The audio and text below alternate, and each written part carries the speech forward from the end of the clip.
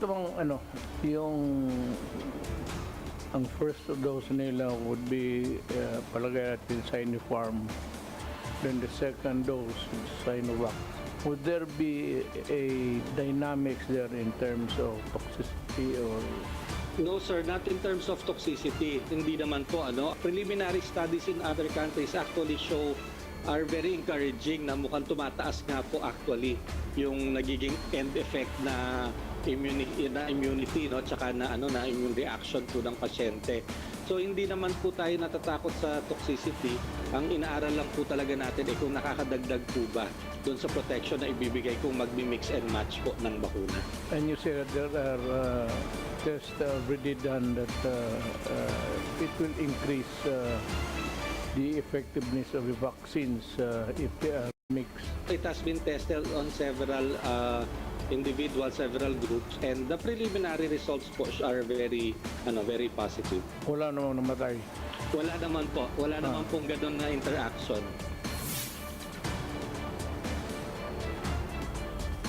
The news day continues here on One News Now. I'm Charles Lejano.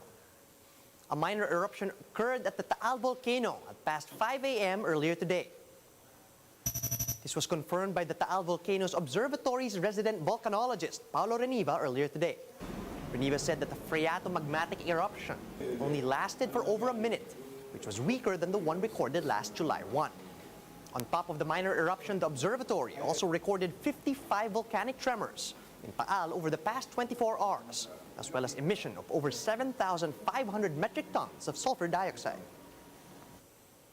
The families of the soldiers who lost their lives in the Sulu plane crash are still in shock over the fatal incident. One of the casualties was even on the brink of retirement. Camille Samonte with the story. Families and friends of the soldiers killed in a plane crash in Sulu last Sunday are left shattered. They have yet to accept the tragic incident that took the lives of their loved ones, just like the family of 28-year-old Private First Class Marken Gonzalez. Hindi pa kami alam kung anong gagawin namin kasi nandito naman kami sa bahay, hindi kami makatulong. Mahirap talaga. Sakit sa damdamin talaga, ma'am. Mahirap talaga kasi ang bago-bago pa. Hindi pa namin nakita yung bangkay niya. Jeb said his brother and the other soldiers were bound for Jolo on Saturday night, but the flight got canceled. The next day, Marken and his colleagues flew on the C-130. Marken was originally deployed in Surigao and was supposed to be transferred to Jolo that fateful morning. Kung alam namin kung ganun nangyari sa kanya, hindi lang tutuloy doon kasi yun palang na niya sa buhay. Combat pilot Major Michael Bonelarao was already planning to retire and live with his family abroad when the tragic incident happened. He is also described as a good friend and example to others. One of his close friends also shared how passionate Michael is about his job. Sobrang mahal na even though yung return of service is only up to a number of years, he went beyond those years because he still loved it. In fact, kung hindi lang dahil na lahat ng family members niya nasa Canada, for sure he would stay until retirement. Private First Class Marken and Major Mike were among the 50 military men killed in the Sulu plane crash. While their death had been sudden, they will be remembered as heroes who sacrificed their lives to serve the nation. For News 5, Camille Samonte, we are One News. AFP Chief Cirilito Sobejana says the C-130 plane that crashed in Patikul, Sulu was the only one of its kind that was operational during the time of the incident. On Radyo 5's Filon, Sobejana said that out of the military's 5 C-130 aircraft, the one that in Sulu was the only one being used, as the others were undergoing maintenance. One was about to be brought back to the line, but because of the recent crash, this has to stay grounded pending investigation. Kailangan natin na gagawin yung periodic maintenance kasi our objective really is to ensure na airworthy yung ating mga air assets. Yung isa naman ay few days na lang mag back to line na sana yon. Kaya lang tulad ng sabi ko, Hindi muna natin paliliparin hanggat hindi matapos ang investigasyon. On the same program, Sobejana also said that they're also trying to assess if survivors who were heavily injured due to the crash may return to the service upon recovery. The AFP chief said they're currently waiting for medical data to find out who among the soldiers are in need of advanced medical attention or who have less serious injuries.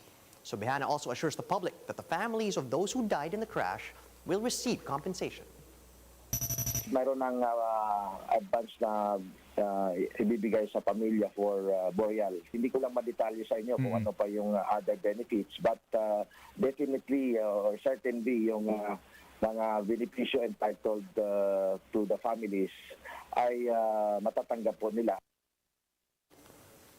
A market in Antipolo is now going cashless in a bid to prevent the spread of COVID-19. Dale De Vera with the story. Arlene, who sells chicken in the market, said that she's now more careful when giving out change, more than the threat of COVID-19. She admits that she also fears becoming a victim of counterfeit cash. She said with the use of e-wallets like PayMaya, running her business is so much easier. Mabilis po yung trabaho. Kasi abala din yung pagsusukli eh. Kung nyari, madaming tao, madali lang, scan lang. Walang sukli-sukli, walang cash. Hindi ka pa magkakamali kasi sa pera, napipake ka minsan eh, pag maraming tao. However, while cashless transactions are more effective and convenient, not all customers use it. The Antipolo City Mall Market Administrator explained that while some of their tenants are yet to use cashless payment options, many have been given an alternative way of transacting with their usual clients through the help of fintech companies like PayMaya. This comes after the city government of Antipolo mandated that all tenants of the city mall must use e-wallets to prevent the transmission of COVID-19. Kung cashless, walang paghawak na maiiwasan yung paghawak ng pera kasi alam naman natin sa handling ng pera pwedeng matransmit ang COVID. So kung may cashless transaction option, nababawasan yung incidence ng transmission ng COVID dahil cashless nga ang pagbabayad at pagtanggap.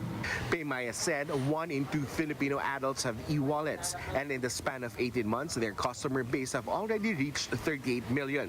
That's why the fintech company believes it's high time to push MSMEs to use e-wallets. Merchants, it's quite different, right? It's the ability to be able to accept multiple forms of payments, to simplify your business operations, to earn extra income, to be more convenient for your customers. For now, PayMaya plans to widen its partnership with various LGUs and MSMEs in the country. The firm has also recently launched the first ever self-checkout counter in a grocery in the country. For News 5, Dale De Vera, we're One News. The Philippines' quest for its first Olympics gold medal is about to begin, and this dream might soon become a reality with pole vaulter EJ Obiena and track star Christina Knott joining the pack. Let's take a look at their preparations in this report from Gretchen Ho. Can he join Nielsen? Oh, he can!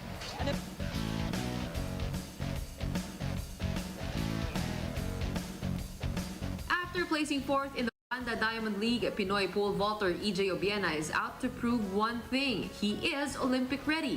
He kept pace with the world's best, clearing 5.82 meters in the competition. And with world number 1 Armand Duplantis of Sweden just a few notches ahead with a new world record of 6.02 meters, the Filipino pride knows he has a fighting chance. I have a shot, it's like, that's all I can ask. I'm proud that I'm part of this generation that is doing really great and putting pole vaulting in the next level. The SEA Games gold medalist has been smashing his personal best and even the national record.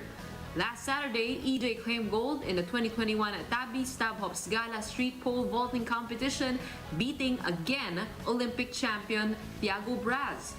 He credits his performance to world-renowned coach Vitaly Petrov. Keep saying, just keep moving forward. Your job as an athlete is to go in the track and leave a better athlete. Training alongside the Olympic champion also gave him a needed boost. You see him live what he says, and if someone says to you, you just gotta stick to it. Like Obiena, track star Christina Knott is bent on breaking her personal best. I'll be running the 200 at the Olympics. And I'm still in the 23s. My goal is to break 22. And me breaking 22 will obviously be me breaking the national record. The SEA Games gold medalist is ready to face a different kind of Olympics. As athletes, we feed off of the energy of the crowd. So that's a big change. But before she heads to Tokyo, Knott had to overcome testing positive for COVID-19. Aside from doubling up on training, Knott is taking COVID protocols more seriously. Just because no one else is doing it, especially now that we're in a more vaccinated world, a lot of people are not wearing their masks. I'm fully vaccinated. Regardless, I'm going to be wearing masks everywhere I go.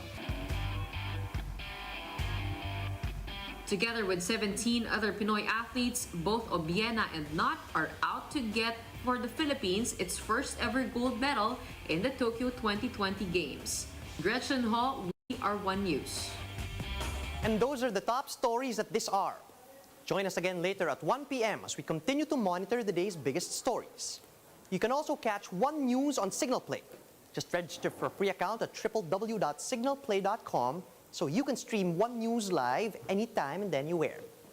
I'm Charles Lejano. Mask on, wash hands, and stay safe, Philippines. We are One News.